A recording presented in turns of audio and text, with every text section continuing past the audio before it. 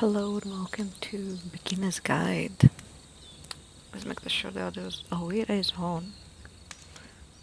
Controls yep.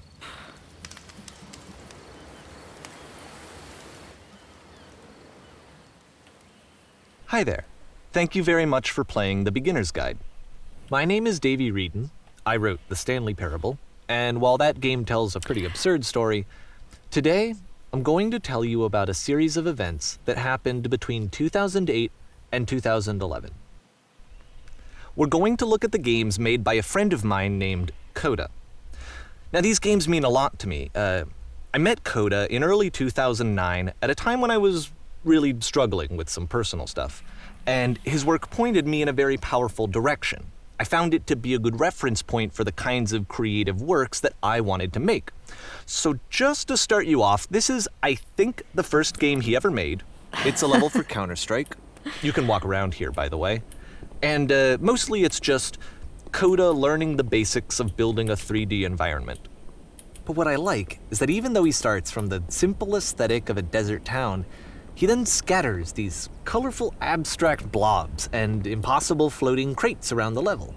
And of course, it destroys the illusion that this actually is a desert town, and instead this level becomes a kind of calling card from its creator.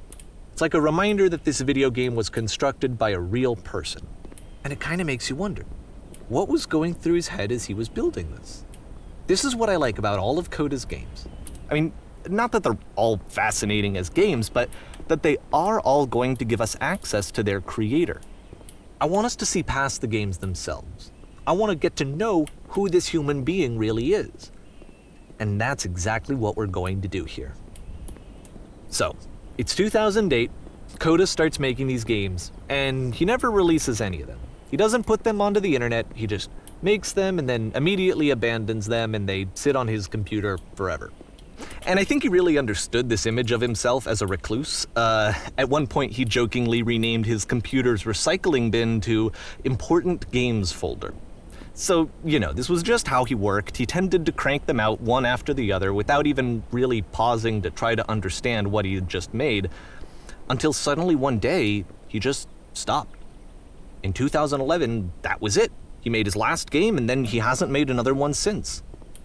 And that's why I've taken this opportunity to gather all of his work together, is because I find his games powerful and interesting, and I'd like this collection to reach him, to maybe encourage him to start creating again. And if the people like you who play this also happen to find his work interesting, then I'm sure it'll just send that much stronger of a message of encouragement to Coda. So thanks for joining me on this. If you have a particular interpretation that I haven't mentioned here, or if you just need to get in touch, you can email me at daveywreden@gmail.com. Okay, that's about it for introduction. Let's take a look at Coda's first proper game. As each game is loading, I'll show you the date that it was completed. This first one was made in November 2008.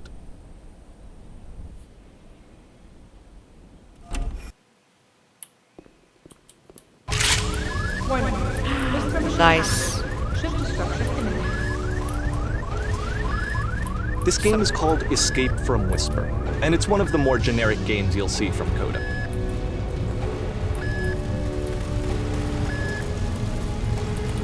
Wait, I can't reload?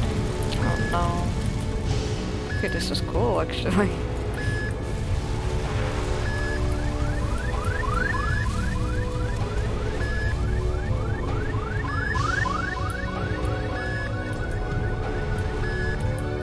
Security call breached.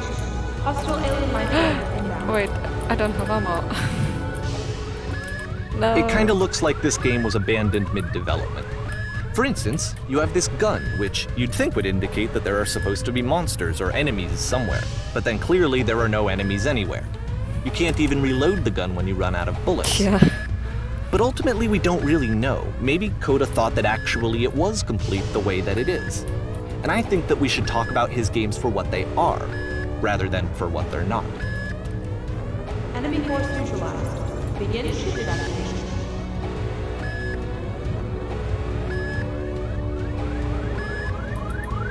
I love how you can see the bottom of the universe from this room. Oh. If you wouldn't send that to me, I wouldn't even notice. Apparently, this space station has a labyrinth on it. Sure, I don't know. There's really no reason for it that I've ever been able to discern, so in the interest of time, I'm just gonna skip you on past it. Oh, thank you, I was already lost. Okay, this is the part that's interesting. The game has this narrative about the whisper machine and how it has to be turned off, and then you get to the engine room. Whisper machine. What is it? Hey, you there, in the engine room. You could save us all. That beam is powering the whisper machine. We could disrupt it by introducing a great enough heat signature. If your body could stop the beam. It's so much to ask, but for all of our lives, would you do it? Could you give yourself? Hell yeah. Let me pause here for a second. What you just experienced, stepping into the beam and then dying, is probably what Coda had initially intended when he was developing this level. But when he first compiles and plays it, something goes wrong. There's a bug somewhere. And this is what happens instead.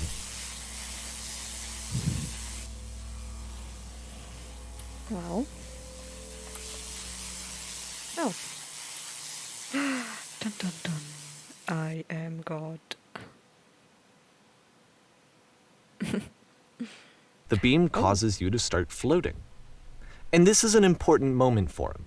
Because yes, this is technically a glitch, but Coda identifies something human about it. Like how small it makes you feel in the face of this larger chaotic system. Or this floating could be the afterlife, a peaceful place, juxtaposed against all of the hysteria that you've just had to traverse.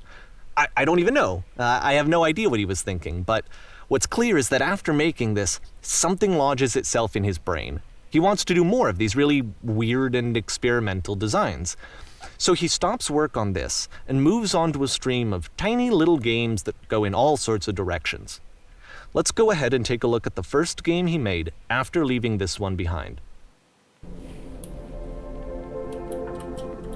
I can't move. The past was behind us. Oh. Yep, in this game you can only walk backwards. The past was behind her. Dun dun dun. Okay, that's fun.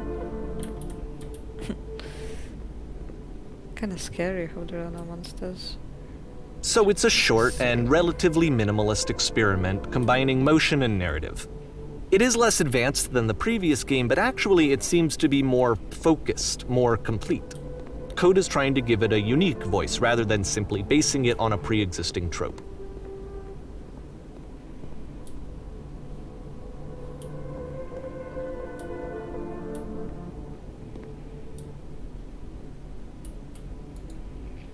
It's a short little thought, it says what it wants to say, and then it ends. Didn't need anything more than that. Which to me is why it works, because it gets out quick. Okay, next one.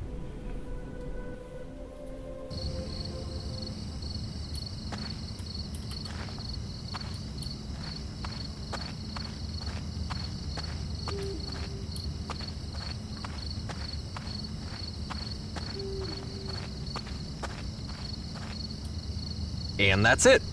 Okay, the meaning of this game won't be clear just yet. Please be patient with me for a few more games, and I promise you'll see what makes it interesting.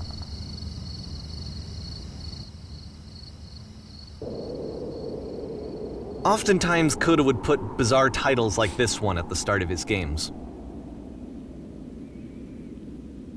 I wish I'd known him at the time that he was making these early games. He would really only talk to me about his work as he was making it. Once he stopped work on a game, that was it. It was dead to him. And I don't agree with that at all, but what are you gonna do? Okay, so do you still keep in touch with this dude or something? Once you've been slowed to an absolute crawl, the door at the top of the stairs opens. So why, if Coda's not showing these games to anyone, why bother opening the door at all? Well, to show you, I'm modifying the game here so that when you press enter, it'll bring you back up to full speed so you can enter the door for yourself.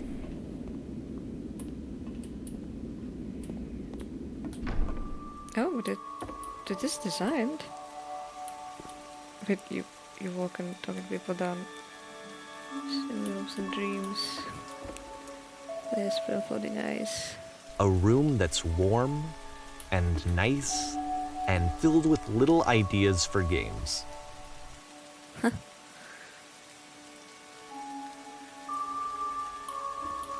Coda would often tell me that he didn't mind if people thought of him as cold or distant.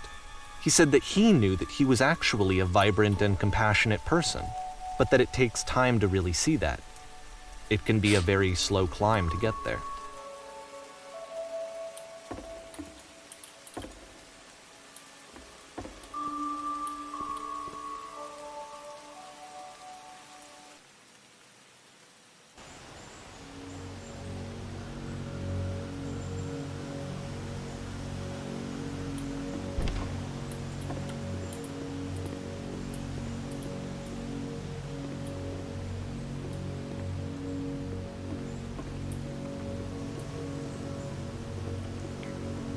Well, this is new for Coda. It's an actual puzzle. Go ahead and see if you can solve it.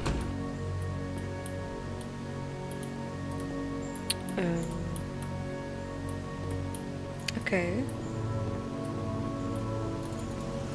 Let's try. Oh, I couldn't get back. I don't think there was anything that... I don't think there was anything back there that could be useful. Huh.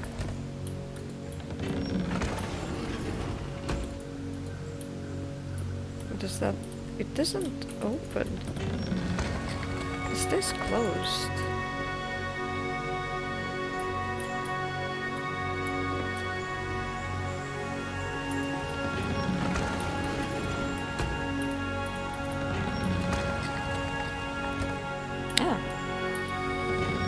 Don't forget that solution, because we're going to see this puzzle again soon.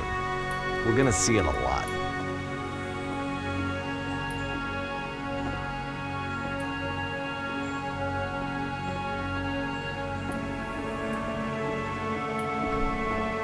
So that seems to be it, right? You walk down a corridor, you solve a puzzle, you get to the end. Simple enough. All right, now I'm going to modify the game again so that when you press enter, it'll remove all of the walls from this room.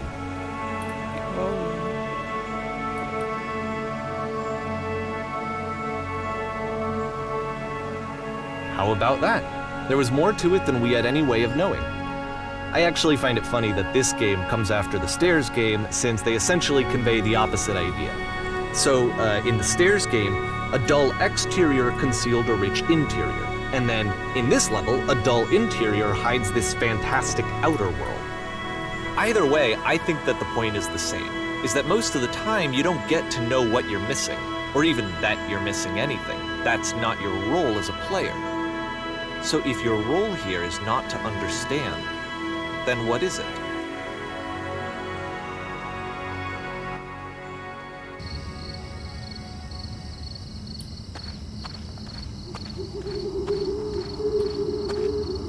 Aha! So, this, combined with the entering game from earlier, tells us that Coda believes his games are connected somehow. It could even be that the Stairs game and the puzzle game are literally connected in between this and the entering game. There's a bigger picture that all of his games are meant to play a role in, some larger meaning that we won't be able to grasp until we've seen all of them. And once we have, we can step back and start to understand what exactly that bigger picture is.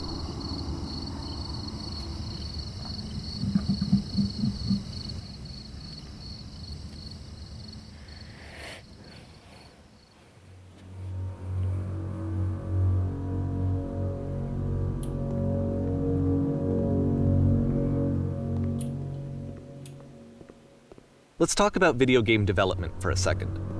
Every video game runs on what's called an engine, which determines what the game can and cannot do. So in other words, the engine is a set of tools for game development.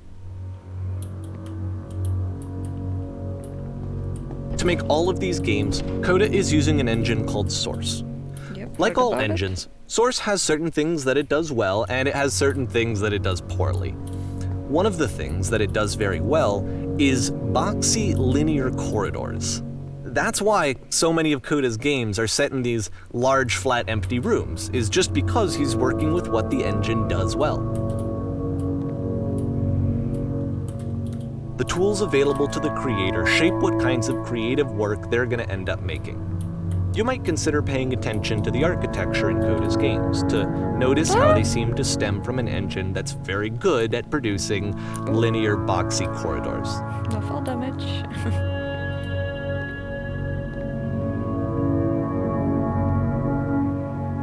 Okay, this is kind of spooky, not gonna lie. Ooh, it's pretty.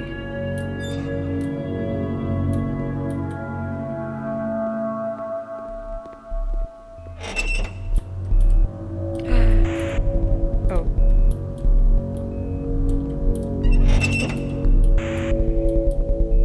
Okay, I don't like this anymore. Oh no no no no no no! Wait, what is it? Oh my god, I hope this is not like a scary game. Oh, but no, I don't want to go in there. Okay. This prison, funny enough, in Coda's original design, the doors stayed shut for a full hour before letting you go. If you don't mind, I think we're gonna skip it. Yes, please. This is something that he and I used to argue about a lot. You know, whether a game ought to actually be playable, whether it means anything if no one can get through it. And I would always defend that, you know, all this work goes into the game, why not make it playable and accessible? And so we just got into heated arguments over it, and there was one time that after one of these conversations, he went home, and a day or two later, he sent me a zip file entitled Playable Games that was full of hundreds of individual games, each of which was just an empty box that you walked around in and nothing else. Believe me, I played every single one of those just to find out if there was like a gag hidden somewhere. There wasn't.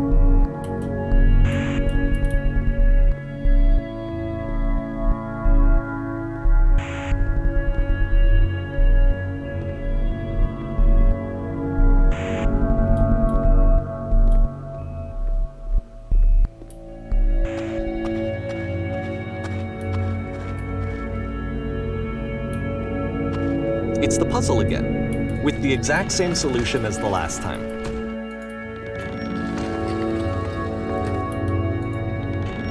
There's still no clear indication of what makes this puzzle so special that Coda is going to return to it over and over.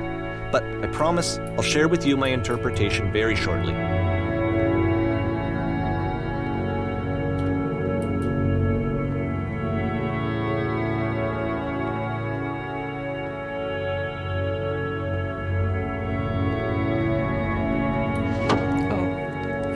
Hello.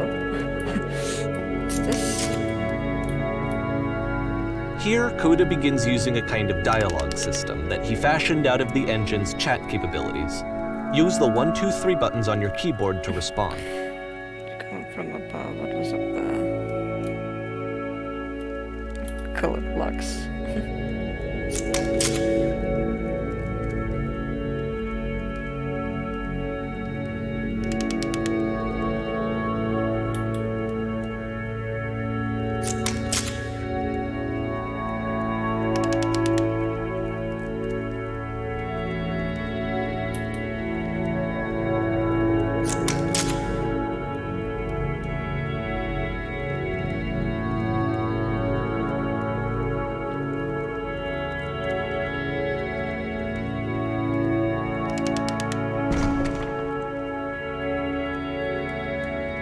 Okay, this is getting kind of philosophical.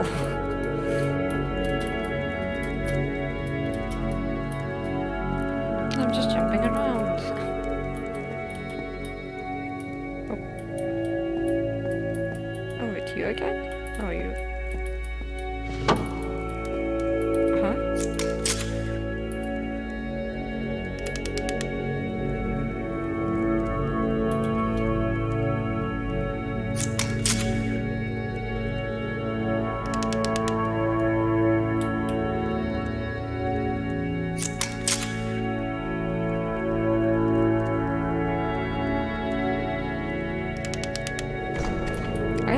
like this sort of idea with the cubes. It sort of has say, listen and speak. I like this idea. It seems very cool.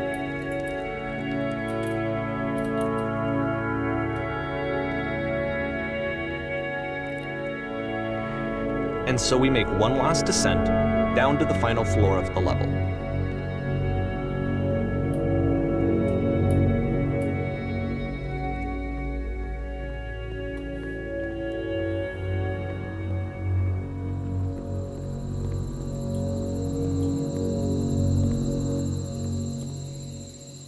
It's a lamppost.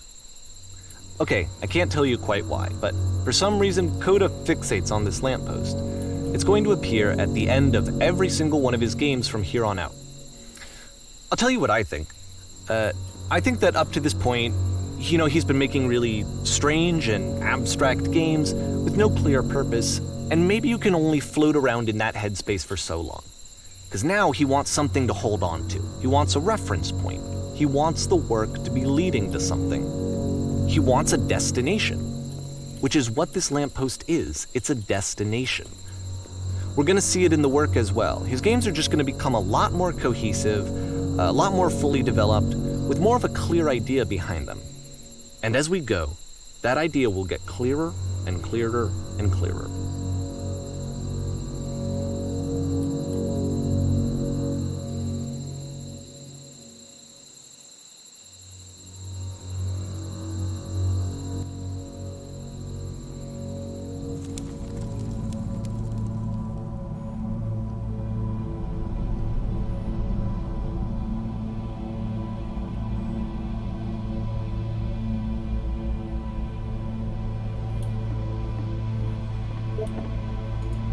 Hello, little bubble.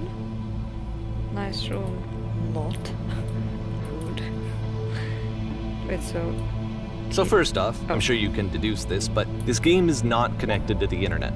All of the notes that you're going to see have been written by Coda. Ah, okay. This was actually the first game of his that I ever played. This was shortly after I met him at a weekend game jam in Sacramento, where I grew up. I saw him working on this very level, and it was just so different from anything that anyone else was doing. So right away I was like, I have to be friends with this person. In retrospect, I think I was probably a bit too pushy trying to get his attention. I was over-enthusiastic. But he was very gracious about it and very patient with me. And I cooled off eventually. Oh, feel free to skip over any of these notes if they're not doing anything for you. Nothing extra is going to happen if you read all of them. Either way, to me they convey a sense of loneliness.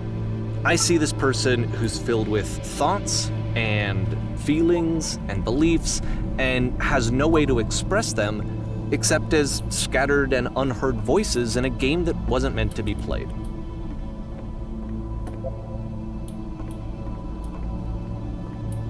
But it's ironic, isn't it, that in playing this game and seeing how alone Coda often felt, that we get to know him better and actually kind of connect with him.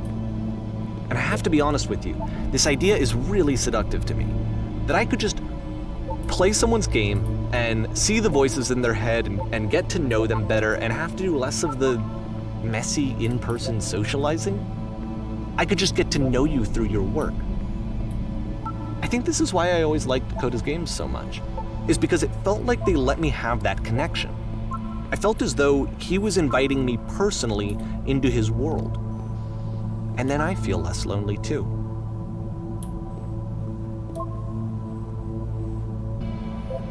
At the end of this level, we're going to see the puzzle again. And here, I'll tell you what I think the puzzle means. Each of these games represents an idea that was on Coda's mind at the time that he was making it.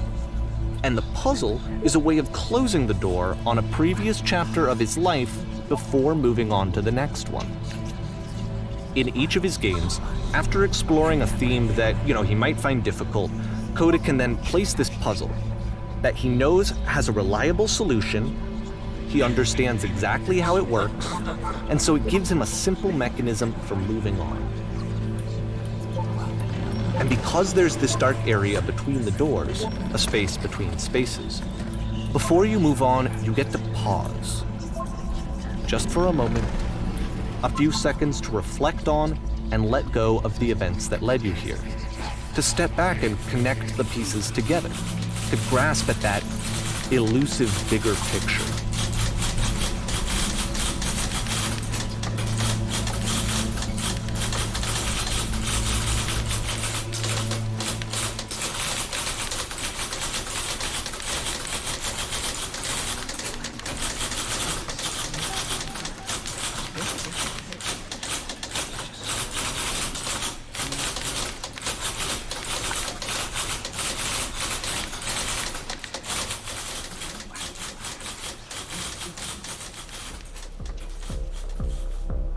Okay, this one is tough. It's gonna kinda just spin its own wheels for a few minutes. Hang with it.